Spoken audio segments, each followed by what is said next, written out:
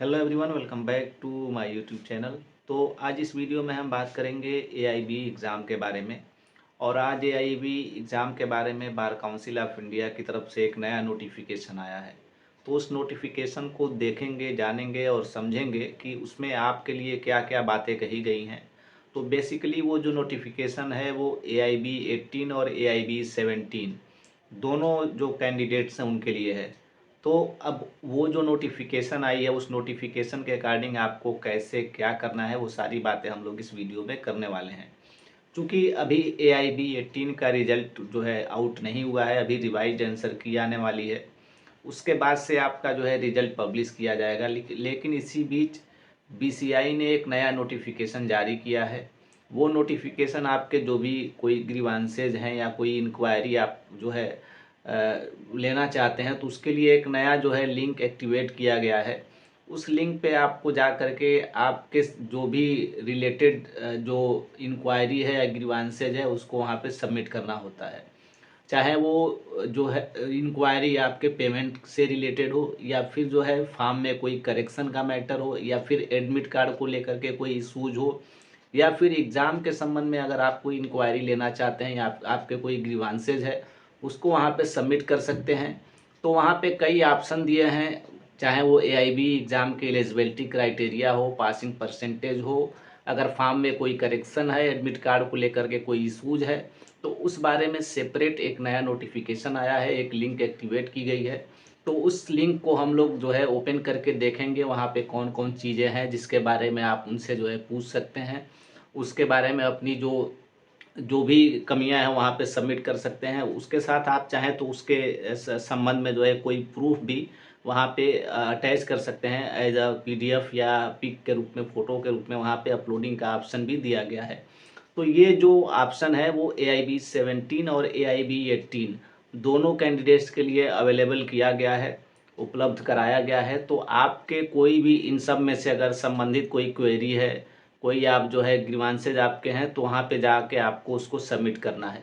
तो चलिए हम लोग उसको देख लेते हैं कैसे हमें जो है, अगर मान लीजिए एडमिट कार्ड से रिलेटेड कोई इशूज़ है आपका या फिर अगर आपने जो है कोई आपके जो ओएमआर शीट है उसमें आपने कुछ गलत कर दिया है तो उसमें करेक्शन को लेकर के इशूज़ है, तो उसको कैसे सही करेंगे, कैसे सबमिट करना है, वो सारी बातें हम लोग जो है नेक्स्ट स्टेप में देखने वाले हैं। तो सबसे पहले एक बार आप सबसे रिक्वेस्ट है, वीडियो अगर पसंद आ रही है तो वीडियो को लाइक कर दीजिए और वीडियो के साथ साथ चैनल को अधिक से अधिक शेयर करिए। तो चलिए हम लोग स्क्रीन पे चलते हैं और देख लेते हैं किस तरीके से जो है आपको जो भी आपके ग्रीवांसेज हैं, क्वेरी है, उसको सबमिट करना है। तो चलिए शुरू करते हैं।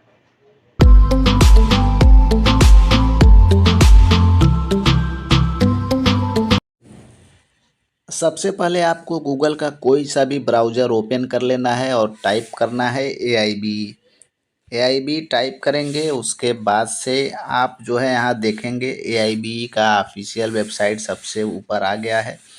इस लिंक पे आपको क्लिक करना है। इस लिंक पे क्लिक करके हम लोग देख लेते हैं।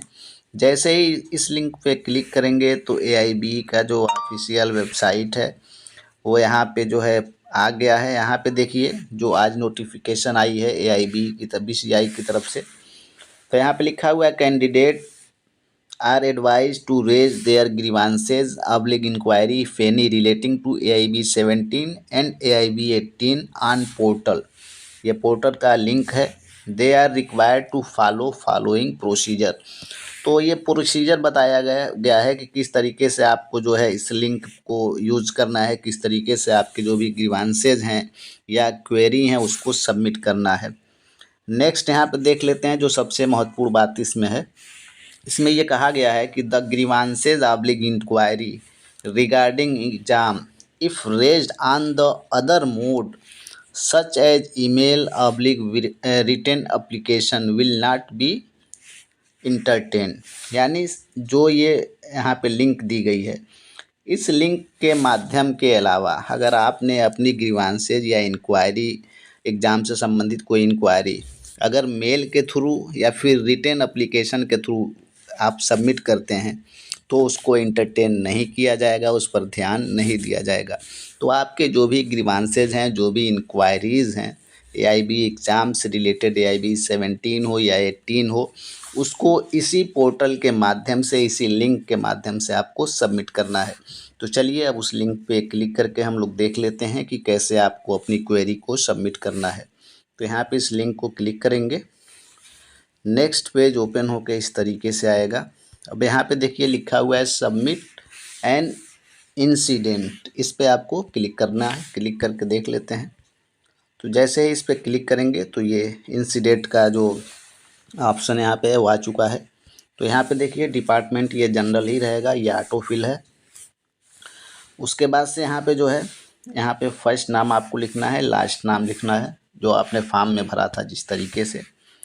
उसके बाद से यहाँ पे आपकी ईमेल आईडी रहेगी जो रजिस्ट्रेशन के समय यूज़ किया था। यहाँ पे प्रियॉरिटी पूछी गई है तो प्रियॉरिटी इसको आप हाई कर सकते हैं।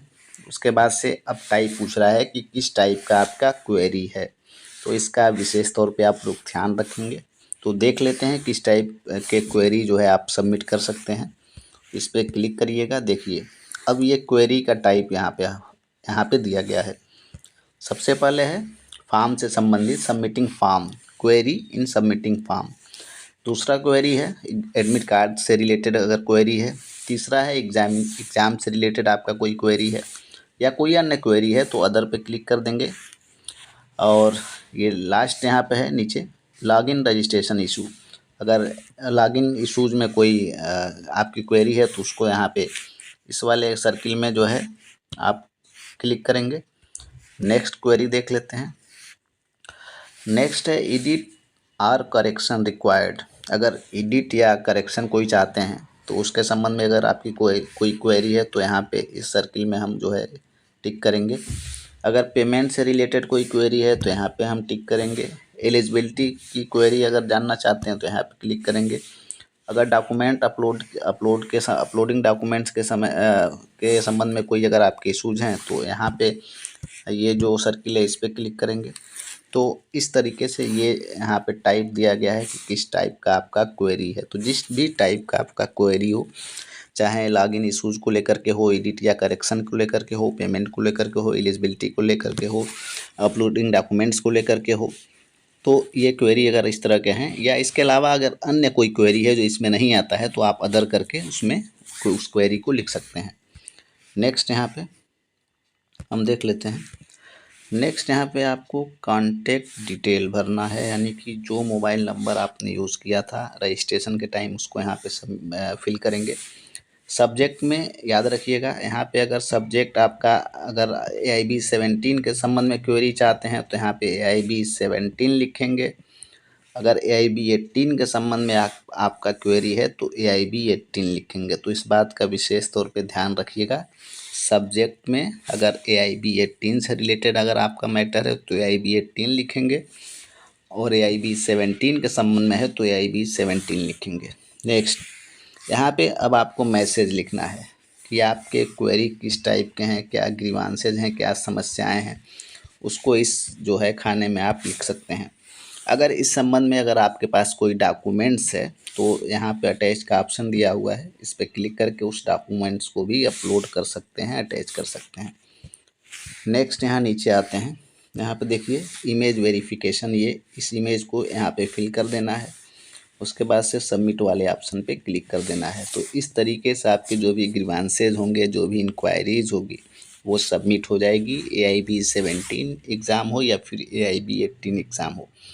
लेकिन इस बात का विशेष तौर पे ध्यान रखेंगे, सब्जेक्ट में अगर AIB 17 से संबंधित आपका क्वेरी है तो AIB 17 लिखेंगे और AIB 18 से रिलेटेड अगर आपके क्वेरी है तो AIB 18 लिखेंगे।